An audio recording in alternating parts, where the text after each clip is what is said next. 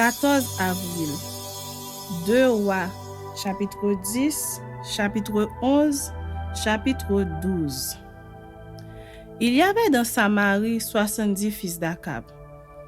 Jéhu écrivit des lettres qu'il envoya à Samarie, aux chefs de Jizréel, aux anciens et aux gouverneurs des enfants d'Akab. Il y était dit: Maintenant, quand cette lettre vous sera parvenue, puisque vous avez avec vous les fils de votre maître, avec vous les chars et les chevaux, une ville forte et les armes, voyez lequel des fils de votre maître est le meilleur et convient le mieux, mettez-le sur le trône de son père et combattez pour la maison de votre maître. Ils eurent une très grande peur et ils dirent: Voici, 2 rois n'ont pu lui résister. Comment résisterions-nous? Et le chef de la maison, le chef de la ville, les anciens et les gouverneurs des enfants envoyèrent dire à Jéhu: Nous sommes tes serviteurs et nous ferons tout ce que tu nous diras. Nous n'établirons personne roi.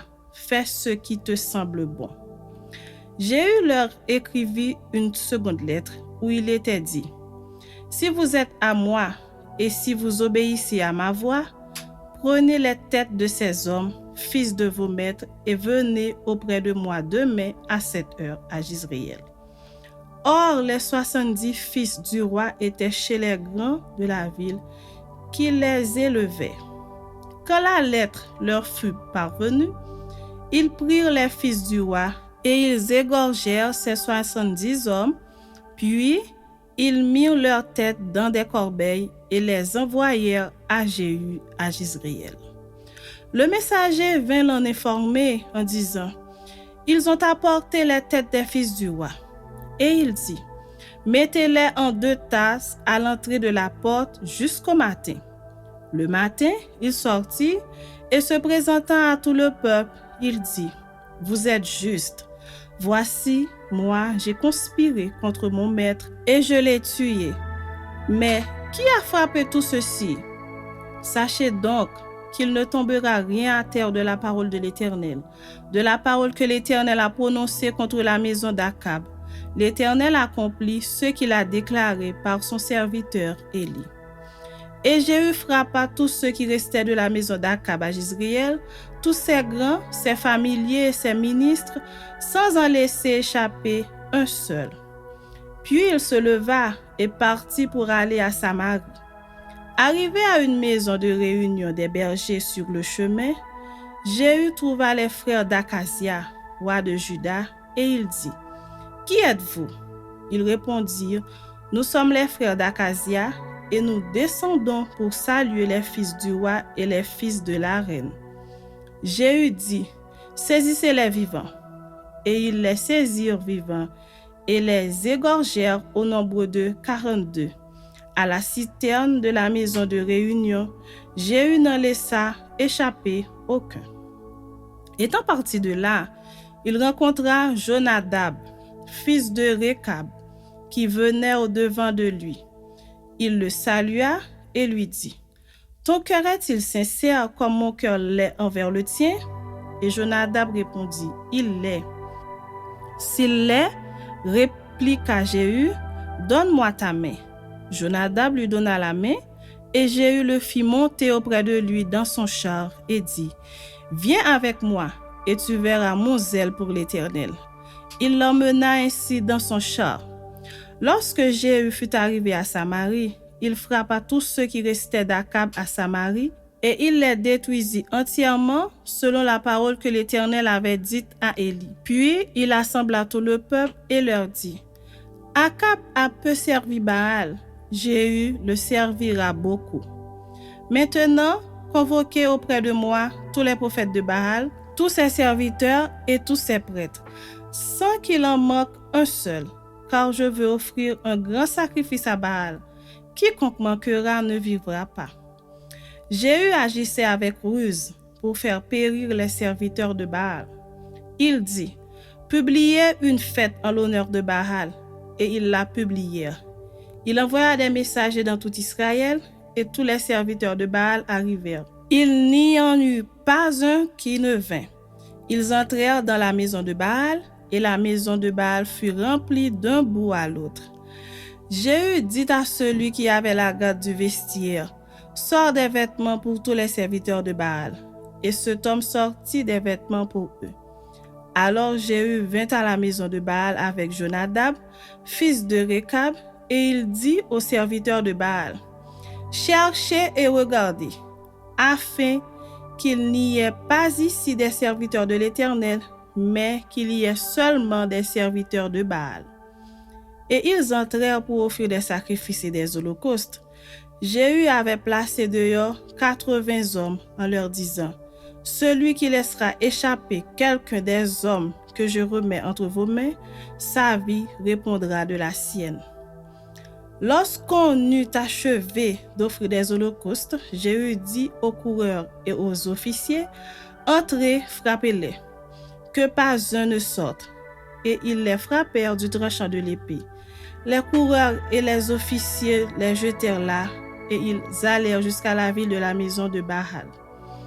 Ils tirèrent dehors les statues de la maison de Baal et les brûlèrent. Ils renversèrent la statue de Baal, ils renversèrent aussi la maison de Baal, et ils en firent un cloaque qui a subsisté jusqu'à ce jour. Jéhu extermina Baal du milieu d'Israël, mais il ne se détourna point des péchés de Jéroboam, fils de Nébat, qui avait fait pécher Israël. Il n'abandonna point les veaux d'or qui étaient à Béthel et à Dan. L'Éternel dit à Jéhu, « Parce que tu as bien exécuté ce qui était droit à mes yeux, et que tu as fait à la maison d'Akab tout ce qui était conforme à ma volonté, tes fils, jusqu'à la 4e génération, seront assis sur le trône d'Israël. » Toutefois, Jéhu ne prit point garde à marcher de tout son cœur dans la loi de l'Éternel, le Dieu d'Israël. Il ne se détourna point des péchés que Jéroboam avait fait commettre à Israël. Dans ce temps-là, l'Éternel commença à entamer le territoire d'Israël, et Hazaël les bâtit sur toute la frontière d'Israël. Depuis le Jourdain vers le soleil levant, il bâtit tout le pays de Galaad, les Gadites, les Rubénites et les Manassites, depuis Aroïel sur le torrent de l'Arnon jusqu'à Galaad et à Bazan. Le reste des actions de Jéhu, tout ce qu'il a fait et tous ses exploits, cela n'est-il pas écrit dans le livre des chroniques des rois d'Israël? Jéhu se coucha avec ses pères et on l'enterra à Samarie, et Joachaz, son fils, régna à sa place. Jéhu avait régné 28 ans sur Israël à Samarie. Chapitre 11.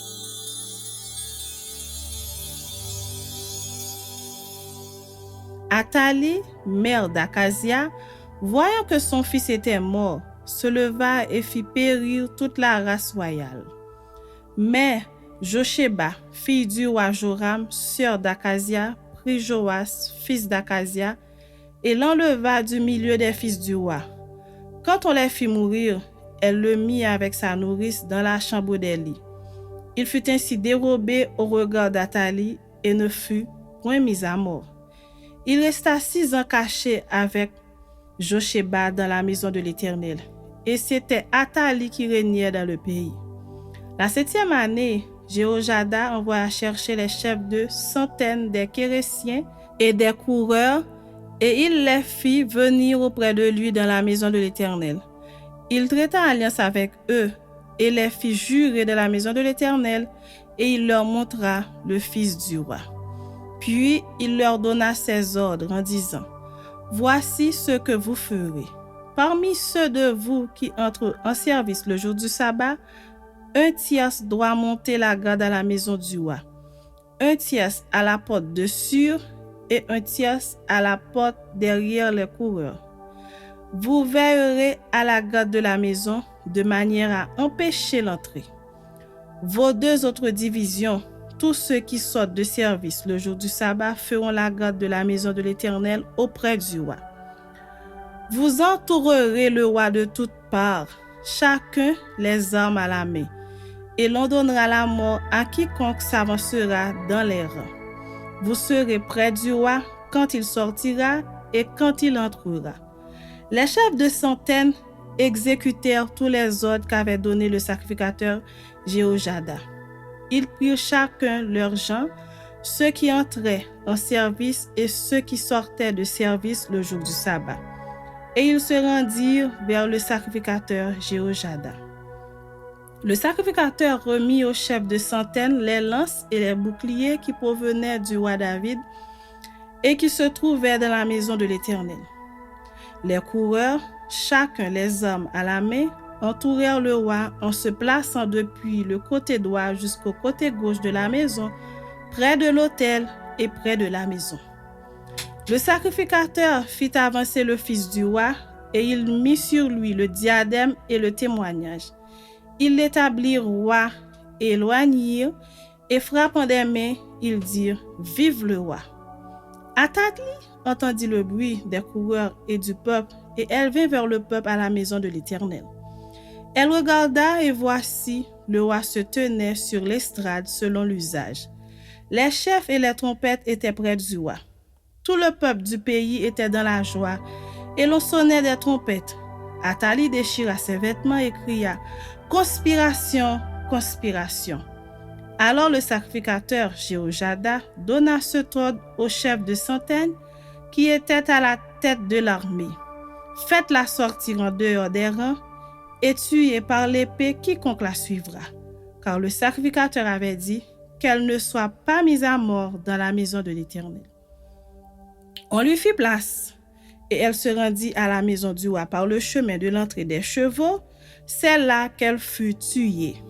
Jéhojada traita entre l'Éternel, le roi et le peuple, l'alliance par laquelle il devait être le peuple de l'Éternel.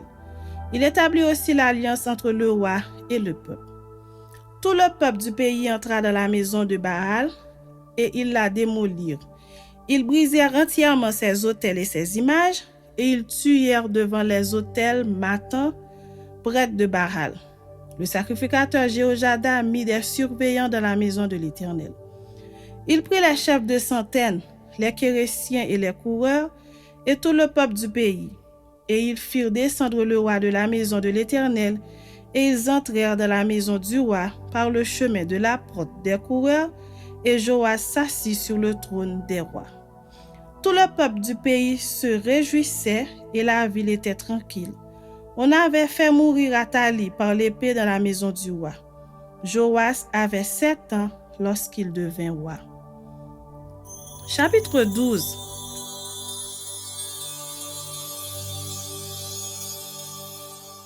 La 7e année de Jéhu, Joas devint roi, et il régna 40 ans à Jérusalem. Sa mère s'appelait Sibja de Beersheba. Joas fit ce qui est droit aux yeux de l'Éternel tout le temps qu'il suivit les directions du sacrificateur Jéhojada. Seulement, les hauts lieux ne disparurent point. Le peuple offrait encore des sacrifices et des parfums sur les hauts lieux. Joas dit au sacrificateur, « Tout l'argent consacré qu'on apporte dans la maison de l'Éternel, l'argent ayant cours, savoir l'argent pour le rachat des personnes d'après l'estimation qui en est faite, et tout l'argent qu'il vient au cœur de quelqu'un d'apporter à la maison de l'Éternel, que les sacrificateurs le prennent chacun de la part des gens de sa connaissance, et qu'il l'emploie à réparer la maison partout où il se trouvera quelque chose à réparer. » Mais il arriva que la 23e année du roi Joas, les sacrificateurs n'avaient point réparé ce qui était à réparer à la maison. Le roi Joas appela le sacrificateur Jéhojada et les autres sacrificateurs et leur dit, « Pourquoi n'avez-vous pas réparé ce qui est à réparer à la maison? Maintenant, vous ne prendrez plus l'argent de vos connaissances, mais vous le livrerez pour les réparations de la maison. » Les sacrificateurs convinrent de ne pas prendre l'argent du peuple et de n'être chargés des réparations de la maison. Alors le sacrificateur Jéhojada prit un coffre, perça un trou dans son couvercle et le plaça à côté de l'autel, à droite, sur le passage par lequel on entrait à la maison de l'Éternel. Les sacrificateurs qui avaient la garde du seuil y mettaient tout l'argent qu'on apportait dans la maison de l'Éternel. Quand il voyait qu'il y avait beaucoup d'argent dans le coffre, le secrétaire du roi montait avec le souverain sacrificateur et il serrait et comptait l'argent qui se trouvait dans la maison de l'Éternel. Il remettait l'argent pesé entre les mains de ceux qui étaient chargés de faire exécuter l'ouvrage de la maison de l'Éternel, et l'on employait cet argent pour les charpentiers et pour les ouvriers qui travaillaient à la maison de l'Éternel, pour les maçons et les tailleurs de pierre, pour les achats de bois et de pierre de taille nécessaires aux réparations de la maison de l'Éternel, et pour toutes les dépenses concernant les réparations de la maison. Mais avec l'argent qu'on apportait dans la maison de l'Éternel, on ne fit pour la maison de l'Éternel ni bassin d'argent, ni couteau, ni coupe, ni trompette, ni aucun ustensile d'or ou d'argent. On le donnait à ceux qui faisaient l'ouvrage, afin qu'ils l'employassent à réparer la maison de l'Éternel. On ne demandait pas de compte aux hommes entre les mains desquels on remettait l'argent, pour qu'ils le donnassent à ceux qui faisaient l'ouvrage, car ils agissaient avec probité. L'argent des sacrifices de culpabilité et des sacrifices d'expiation n'était point apporté dans la maison de l'Éternel. Il était pour les sacrificateurs. Alors Hazaël, roi de Syrie, monta et se battit contre Gath, dont il s'empara. Hazaël avait l'intention de monter contre Jérusalem. Joas, roi de Juda, prit toutes les choses consacrées, ceux qui avaient été consacrés par Josaphat, par Joram et par Akazia, ses pères, rois de Juda, ceux qu'il avait consacrés lui-même, et tout l'or qui se trouvait dans les trésors de la maison de l'Éternel et de la maison du roi, et il envoya le tout à Hazaël, roi de Syrie, qui ne monta pas contre Jérusalem. Le reste des actions de Joas et tout ce qu'il a fait, cela n'est-il pas écrit dans le livre des chroniques des rois de Juda? Ses serviteurs se soulevèrent et formèrent une conspiration. Ils frappèrent Joas dans la maison de Milo, qui est à la descente de Silla. Josaka, fils de Chiméat, et Josabad, fils de Shomer, ses serviteurs le frappèrent et il mourut. On l'enterra avec ses pères dans la ville de David, et Amatsia, son fils, régna à sa place.